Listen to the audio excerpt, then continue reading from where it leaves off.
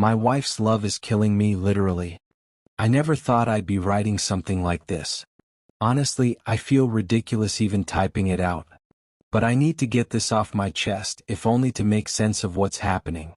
Elena was everything I ever wanted in a partner. The moment we met at a mutual friend's housewarming party, I was hooked. She had this incredible ability to make you feel like you were the most important person in the room. Her laughter was contagious, her smile magnetic. We talked for hours that night, and by the end of it, I couldn't imagine not seeing her again. We started dating immediately after, and everything about our relationship felt effortless. She was attentive, sweet, and affectionate. She cooked for me, left little notes in my jacket pockets, and always seemed to know exactly what I needed. It was almost too perfect. After 6 months of dating, we were engaged. I know that sounds fast. Trust me, my friends gave me hell for it, but when you know, right? We tied the knot in a small, intimate ceremony a few months later. Her parents were there, of course. They were polite but distant. Her father barely spoke during the entire weekend, and her mother seemed nervous, almost like she was walking on eggshells. I chalked it up to wedding jitters.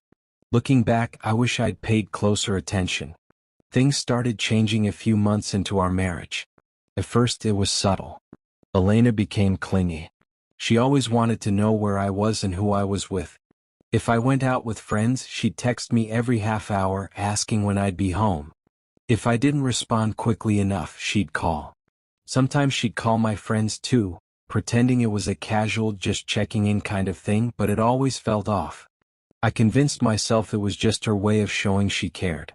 She'd say things like, "I just miss you so much when you're not here," and I'd laugh it off, thinking it was cute. But then she started pushing people away. It began with my best friend, Ryan. She never outright said she didn't like him, but she'd make comments.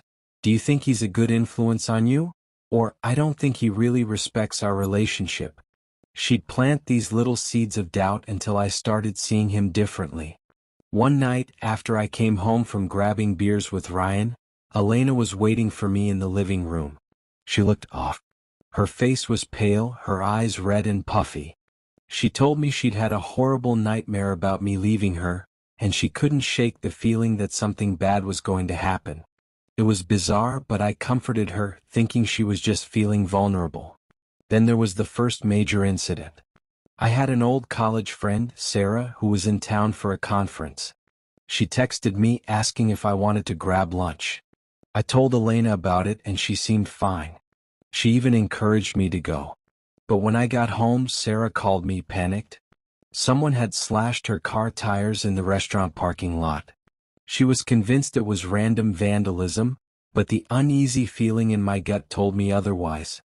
When I told Elena about it, she just smiled and said, "That's terrible. People can be so cruel." Her tone was flat, emotionless. I started noticing more strange things after that. She'd leave little love notes around the house, which I used to find endearing, but they started to take on a different tone. Instead of sweet messages like, "I love you," they'd say things like, "You're mine forever," or "No one will ever take you from me." One day, I accidentally opened a drawer in her vanity while looking for a pair of scissors. Inside was a stack of photographs of me. Some of them were normal, candid pictures she must have taken on her phone. Others were not. There were pictures of me sleeping. Pictures of me at work, taken through my office window. Pictures of me walking down the street, completely unaware. When I confronted her about it, she just laughed and said, "I like to document our love story." At this point, I decided to reach out to her parents. I thought maybe they could help me understand what was going on with her. I called her mom first. She sounded nervous, almost scared when she picked up. "Is everything okay?" I asked. There was a long pause. Then she said, "You need to leave her." I was stunned. "What are you talking about?" Her voice was shaky. "Elena, she's always been intense. We tried to get her help when she was younger, but it didn't work. She's passionate about the people she loves. Too passionate." Before I could press for details, she hung up. I tried her dad next. He didn't answer. Things escalated quickly after that.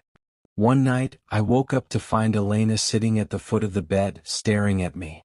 She was holding a pair of scissors, her fingers gently brushing the blades. "What are you doing?" I asked, my voice trembling. She smiled, her eyes locked on mine. "I had a dream you were trying to leave me. I couldn't let that happen." I didn't sleep the rest of the night. The next morning, I packed a bag and drove to Ryan's house. I told him everything, about the stalking, the threats, the weird behavior. He listened, then said, "I think she's outside." I froze. "What do you mean?" He pointed to the window, and there she was, standing in the driveway, staring up at us. She didn't knock. She didn't call. She just stood there watching. When I finally went outside, she handed me the bag I'd packed. "You forgot this," she said, her voice calm. I tried to tell her it was over, that I needed space, but she just smiled and said, "You'll come back. You always do." That night, Ryan's car was stolen. We found it a mile away, completely totaled. He swore he locked it, but there were no signs of forced entry. I went to the police, but they said there wasn't enough evidence to do anything. The next day, I went back to our house. I didn't know what else to do. I needed to get my things, figure out my next steps. When I walked inside, the air felt heavy, oppressive. When I stepped back into the house that day, it was more out of necessity than desire. My heart raced with every step I took, my palms slick with sweat as I clutched the doorknob. It was quiet inside, too quiet. The kind of silence that wraps around you like a noose. I felt suffocated the moment I entered. Elena was sitting at the kitchen table, humming a soft tune that I couldn't quite place. Her back was to me at first, her posture unnervingly still, as if she had been waiting there for hours, anticipating my arrival. She didn't flinch when I stepped into the room. Instead, she turned slowly, her eyes lighting up with a smile that didn't reach them. "I knew you'd come back," she said softly, her voice calm, almost tender. For a moment I froze. There was something so disarming about her demeanor, a juxtaposition of love and menace that left me paralyzed. She looked so normal sitting there, her hair falling in soft waves around her face, her hands resting lightly on the table. But the air around her felt charged, like a storm about to break. "I'm just here to get my things, Elena," I said, trying to keep my voice steady. She didn't respond right away. Instead, she reached for something on the table and slid it across toward me. A photograph. I didn't want to look, but my eyes were drawn to it anyway. It was me sleeping in bed. But it wasn't just a candid photo. In the corner of the image, reflected in the mirror behind me, was Elena. She was standing over me, holding a knife. My stomach churned. My hands trembled as I gripped the photo, trying to make sense of what I was seeing. What is this?" I stammered, my voice barely above a whisper. Her smile widened, but her eyes remained cold. "It's a reminder," she said, "of how much I love you. I would do anything to protect us." That night I didn't sleep. How could I? The image of her standing over me, knife in hand, was burned into my mind. Every sound in the house made me jump. A creak of the floorboards, the faint rustle of wind against the windows. I was trapped in a prison of my own fear. By dawn, I knew I had to leave. Staying wasn't an option anymore. I packed a bag as quietly as I could, stuffing in essentials and whatever I could grab without making noise. As I crept toward the front door, I couldn't shake the feeling that she was watching me. And then, just as I reached for the doorknob, her voice came from the shadows. "You don't have to go," she said, her tone eerily calm. "We can work this out." I turned to see her standing at the top of the stairs, bathed in the dim light filtering through the window. Her expression was unreadable, but the knife in her hand was unmistakable. "Elena, please," I said, my voice cracking. "I just need some space. I'll come back, I promise." She tilted her head, considering my words. Then, after what felt like an eternity, she stepped aside. "Go ahead," she said. "But remember, you're mine. No one else can have you." I didn't need to be told twice. I bolted out the door and didn't stop running until I was in my car, speeding away from the house that had become my nightmare. I moved to a different city, changed my phone number, even started going by my middle name at work. For a while, it seemed like I had finally escaped her. I rented a small apartment on the outskirts of town, keeping to myself and avoiding any connections that might lead her to me. But the relief was short-lived. The first note arrived 2 weeks later, slipped under my door.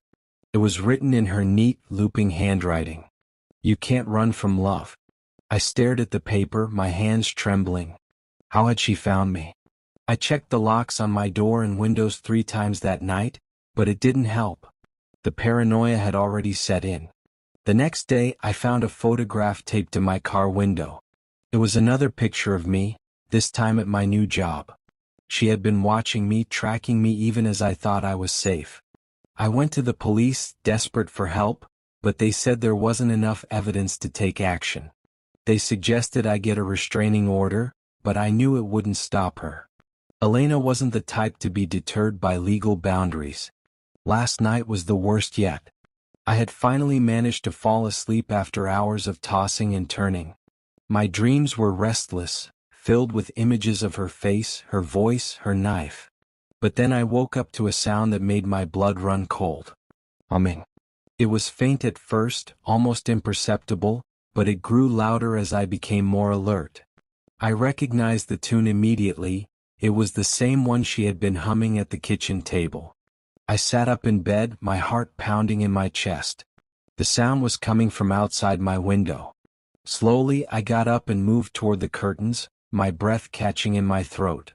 When I pulled them back, she was there. Standing on the sidewalk, bathed in the glow of a street lamp. Her eyes locked onto mine, and her lips curled into a smile. She didn't say a word. She didn't have to. I slammed the curtains shut and backed away from the window, my entire body shaking. I called the police, but by the time they arrived, she was gone. I don't know how much longer I can do this. Every day feels like a battle to maintain my sanity. I can't eat, I can't sleep, and I can't trust anyone. She's everywhere and nowhere all at once, a constant shadow in my life. I've thought about leaving the country, disappearing completely. But even then, I don't think she'd stop.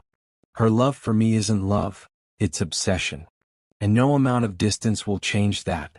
Every time I think about confronting her, about trying to end this once and for all, I remember the photograph she slid across the table.